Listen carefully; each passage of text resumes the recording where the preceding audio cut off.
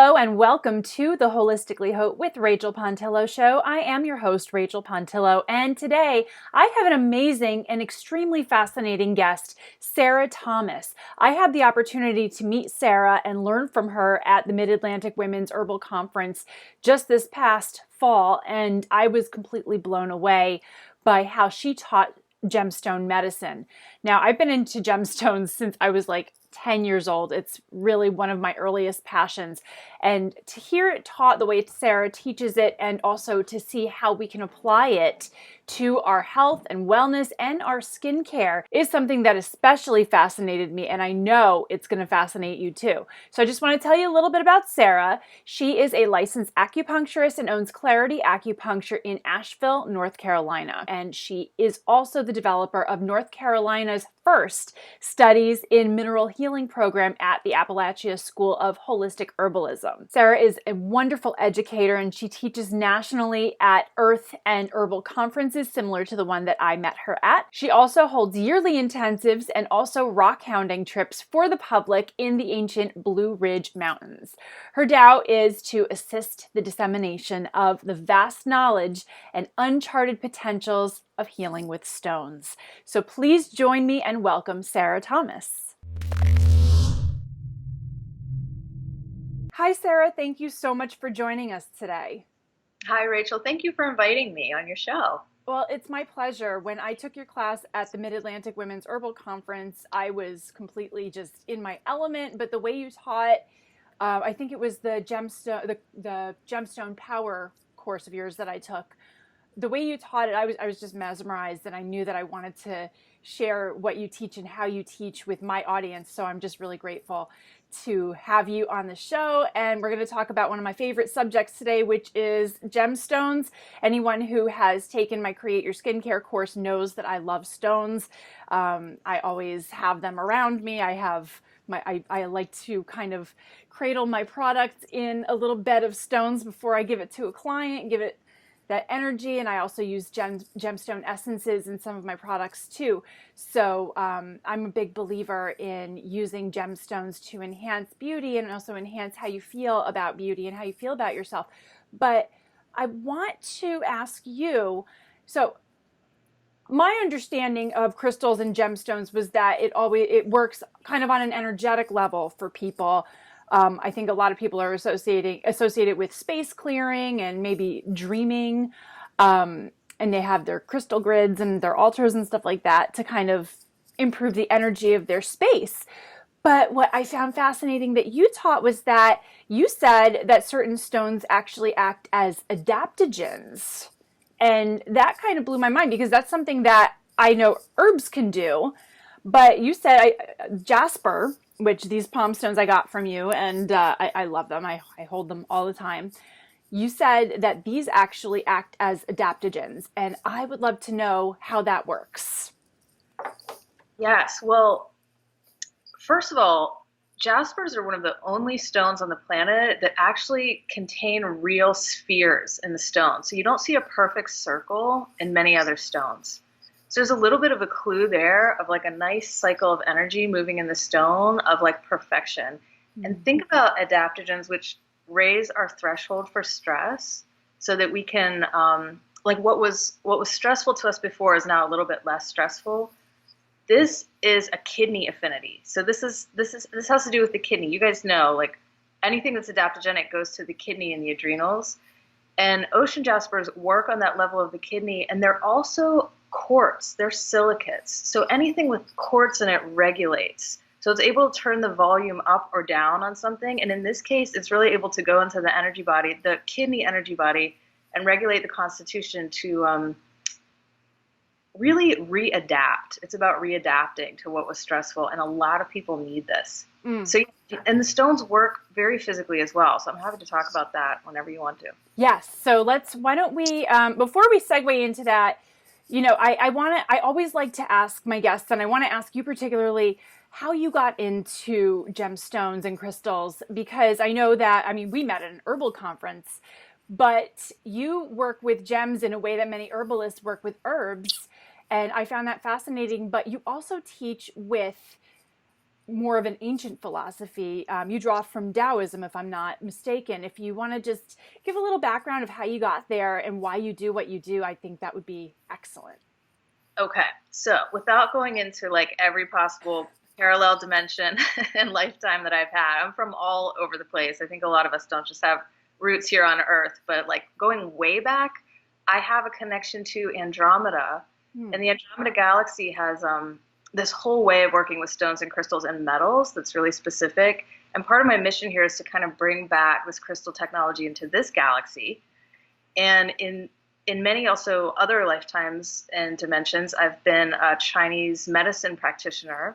So the heart of what I do really comes from this Taoist lineage called the Jade purity lineage. And we have access to this lineage again of Taoist knowledge because of a very special man, an 88th generation Taoist priest named Jeffrey Yuan, who is teaching us now what is in the ancient Materia Medicas about stones and crystals. Now, there are not many bodies of knowledge on stones and crystals that have like ancient texts referring to them. So if you think about that, like where else can you get an ancient cosmology of stone medicine? And we have that through him. Wow. Yeah. That's amazing. I mean, it blows my mind. I mean, I believe in multiple dimensions. I believe in multiple lifetimes. I myself have been around for quite some time, and my audience doesn't always hear me talk about stuff like this, but you guys know I'm a little bit woo, so a lot of it woo. So you guys are cool. But it really does spark my interest because I've been drawn recently to reading a lot about different codexes, how our mitochondria, our chromosomes are programmed with this crystalline structure, and there's this wisdom from ancient civilizations that's programmed in it that it's trying to come back out, and more people are being called to this work, and there's more kind of mystic channelings happening throughout several people who are writing these books, and a lot of that information has to do with, they constantly refer to crystalline structure of the DNA and encoding the DNA in this crystalline structure with this information. So I'm kind of feeling a parallel between what you're saying with these sacred texts and this cosmology of the stones kind of crossing over into this territory also, and kind of also feeling that calling that it's time for this ancient information to come, because I feel like in our society, in our world today, we need some help. Yeah, Rachel, you're so on it because this 88 generation Taoist priest who's finally revealing out of his family lineage what these stones can do, this is holographic of us remembering what we have already stored in our DNA, what we already know. So we come into this life knowing, for example, how to use every stone. We have this in our body. Our body is made of the earth. But then at certain points of our life, we get triggered or activated, and we remember again what we already know. Yeah, and stones work on the layer of the DNA. That's where they work the best, at that deep, deep layer. Okay, so can you explain a little bit more about that now? Because I think that's the perfect segue to kind of talk about how the stones work on the body physically in addition to energetically. And of course, we can say that, you know, the physical and the energetic, they're all frequencies, they're all the same, it's all the same stuff. But for those of us who are listening who, you know, that's kind of a tricky concept, how does this all work? I'm like grasping my jasper. Exactly. And that's how you use the ocean jasper, by the way, is just hold one in each hand for like 20 minutes. And back to your question, just making it really simple, we just break the mind, body, spirit down into 3 layers. And the first layer is a very superficial layer. It's the layer that where we could like catch a cold or get food poisoning or just not feel good for a couple of days. And then there's this middle layer where we have things like menstrual irregularity or diet issues or sleep issues. So these are things that would maybe last for a few months, not just a few days. And then we have this really deep layer of who we are.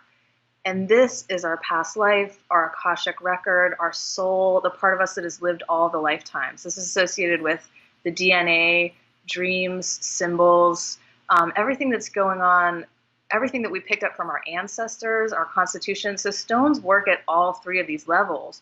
They just work better at this deep, deep layer, whereas plants kind of work better at these layers. Like if I had a cold, I would take herbs. I wouldn't take stones, although stones work.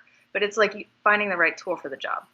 That makes sense. It does. So these stones, okay, you said are best to hold in the palms for about 20 minutes. And I'm sure that many of our listeners have been to a spa and maybe had stones placed along the chakras, stones in the room. Are there certain stones that have specific ways that they're meant to be used, or can they all be used in various ways?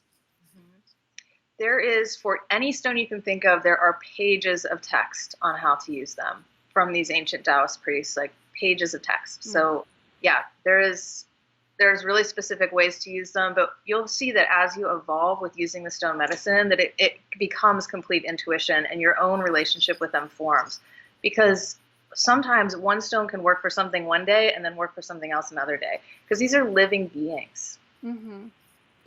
Yeah, I love looking at stones as living beings and also keepers of so much wisdom, because they've been around a lot longer than we have consciously. It's funny, my husband and I, because of course my gemstone habit is not the least expensive of all of my hobbies.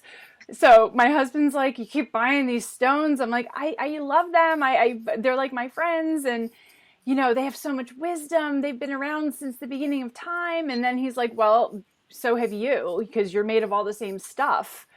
And I'm like, ooh, you got me there. But which he did get me there, but consciously in this body, in this life, I feel like the stones have more of that wisdom, whereas it might take a human a lot more meditation, a lot longer to access that wisdom. So would you say that the stones are kind of a way to facilitate that process for people?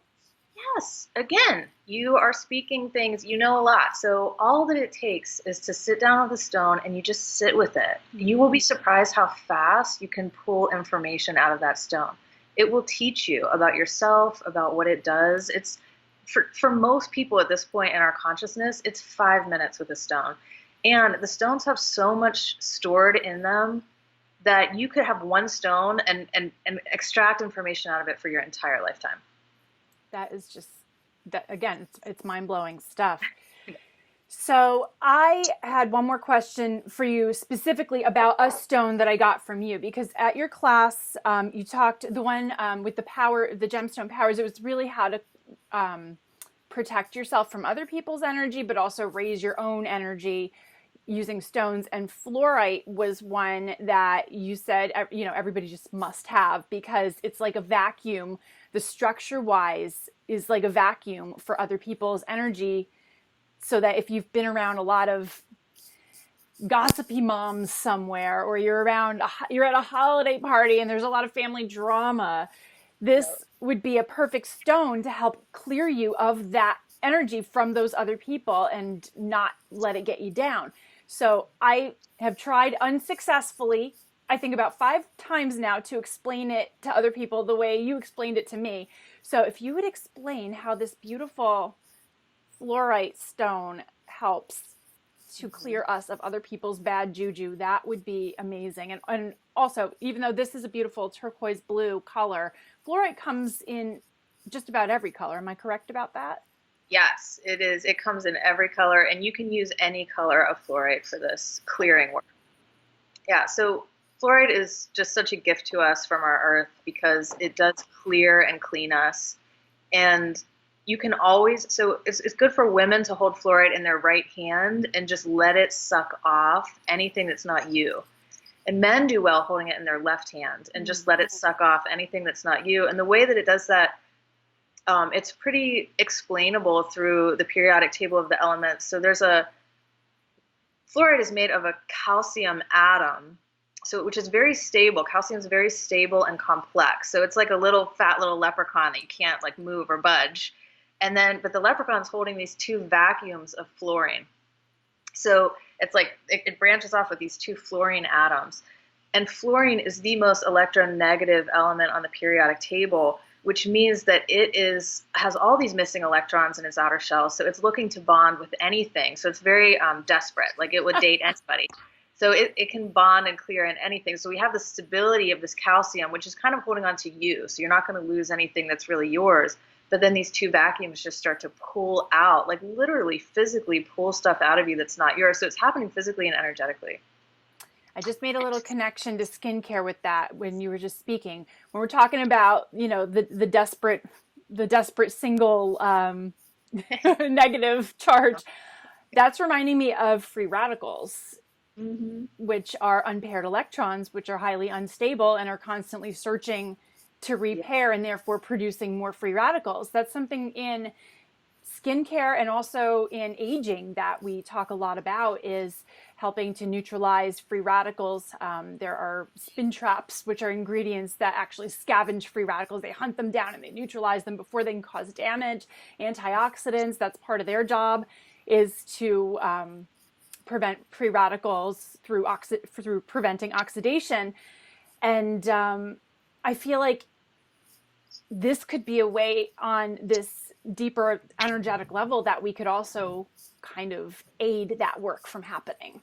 Exactly. This is why here's your guy who's gonna here's your leprechaun who's gonna go pair up with all those free radicals so that they don't bother you. Yeah, to chelate, to bind it out of the system. And this is why fluorine is probably the biggest cancer stone in Chinese medicine. Wow. So what other stones would you say would be a very strong ally for women who have skin issues to have in their collection? Great question. So one really wonderful go-to is apache tears, which is a form of obsidian. Have you seen that? It's almost like these little black pebbles with the white. It's like almost like there's a white dust on them. Yeah, and I'm going to try to find a picture to post with the blog post that goes along with this interview, so anybody who's listening but not watching can go on to rachelpontillo.com and see what we're talking about here.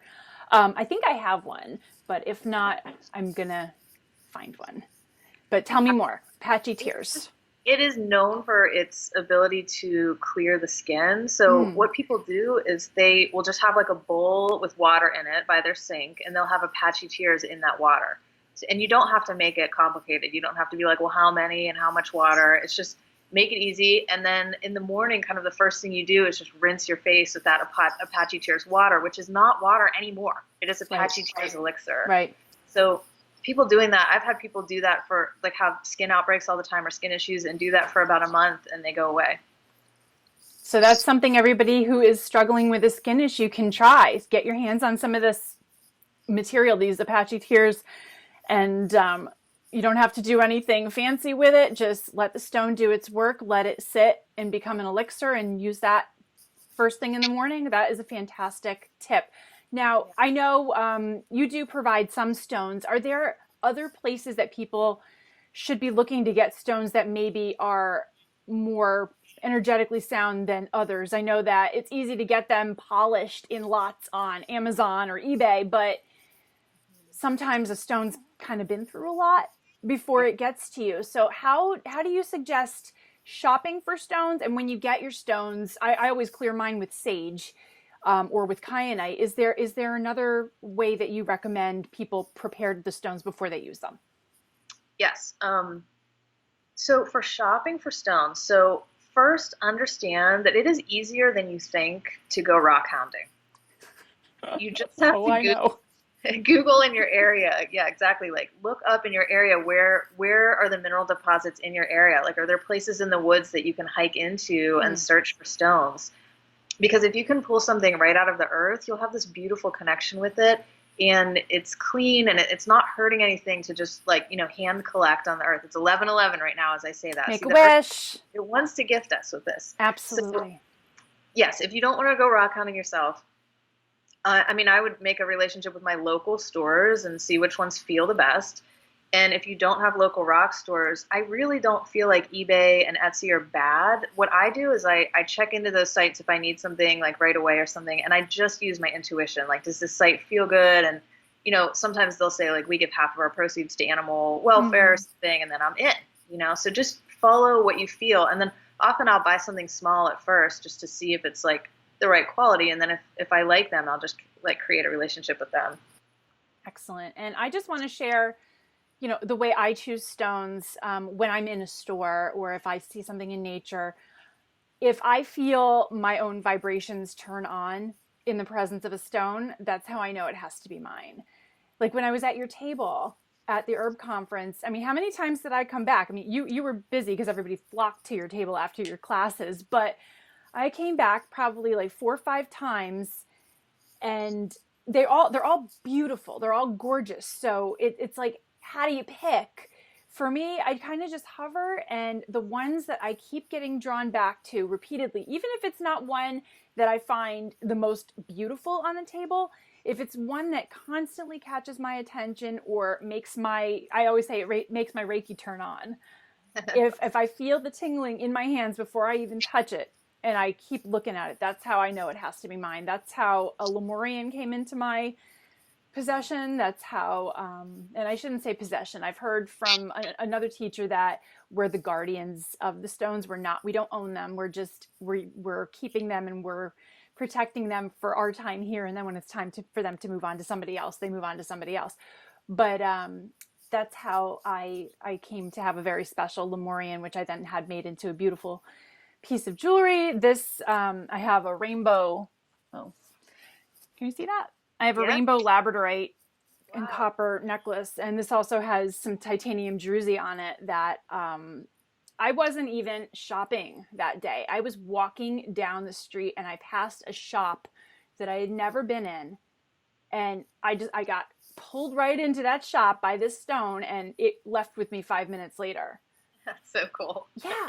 So I just want people to, again, learn to trust your intuition. I'm not saying go impulse shopping for everything, but if you find yourself constantly called to a stone, whether you keep looking it up online or you happen to be shopping or you're at a show, just trust it and take it. Find a way to have it come home with you, because it really, I have gemstones in every room of my house.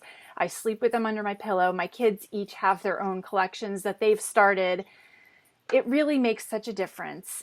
Okay, so for clearing and cleaning? Yes. I will give you one really simple thing, because this is a complex subject, but let's look at it very simply. Any stone that you get can be cleared and recharged one night buried in the earth. So if you dig like a little hole in your yard when you get something and just let it sleep overnight with the earth, and ask the earth to just clear it of anything. I mean, it's like it wants to be back with its mother. Ask the earth to clear it, and then get it out the next day and it will be cleared. I love that. I love that. I've heard, put it out in the sun, put it out in the full moon. And then I feel like what you're saying, all of this stuff is really simple. And a lot of it is guided by our own intuition. I know that many of us don't trust our intuition. And I feel like women especially are being called back to trusting their own intuition and really stepping into that. But because of this kind of inherent distrust that many of us are dealing with of our own intuition and where we're getting that knowledge, I feel like we overcomplicate things. So yes, it can be a complicated topic, like you said, and I'm sure that there are different methods that work, but I love that. Just bury it in the earth, say a little prayer, set an intention, and you can't get much more simple than that. Yes, this is how you know it is right, when it is simple. Ooh, that is wise. See, It is. I tend to overcomplicate things, and I'm constantly telling myself, gotta simplify this. And for me, whenever something has come simply, that's always what I trust the most. If it seems too hard or if it requires too much doing or tweaking, then for me, I usually step away from it. So that's very excellent advice. Yeah, and women have a birthright to this medicine. I mean, women, you understand stone medicine. Just own it. Stop doubting. I love that. Okay, so where can people go to get more information? You have a website, you have some classes available online. Tell us more. Okay, I do teach online and I teach at conferences and stuff, but it's easy to find out more about learning by going to claritystonemedicine.com. That's my website. There's online classes and we do workshops and everything. So if you love stones, come play. claritystonemedicine.com. Excellent. Yeah. Well, thank you so much. Before we sign off, I just wanted to ask if there was any final thoughts that you wanted to share with our audience today. I'll just tell you that what's going to happen in the next 10 years is that stone medicine is going to be a very crucial part of every kind of holistic medicine, every kind of earth conference. So those of you who are using it now are ahead of the curve. So watch what happens. Sarah, thank you so much for doing what you do and for sharing with us today. Thanks, Rachel. It's fun to talk about stones with you. Awesome. We'll have to do it again sometime. Thank you so much for joining me today. And of course, a huge thank you to my very special guest, Sarah Thomas of claritystonemedicine.com. Be sure you go over to her website and check out the amazing online classes that she offers there. And also find her on Instagram at claritystonemedicine. If you like this video, and I hope you did, I hope you will share it and give it a like. And of course, subscribe to my iTunes and YouTube channels. And come on over to the blog at rachelpontillo.com and be sure to leave a comment. And also that is where you can see the beautiful pictures of the stones that we talked about in today's interview. So thank you so much for watching. I will be back again soon with another interview, and I wish you a beautiful day.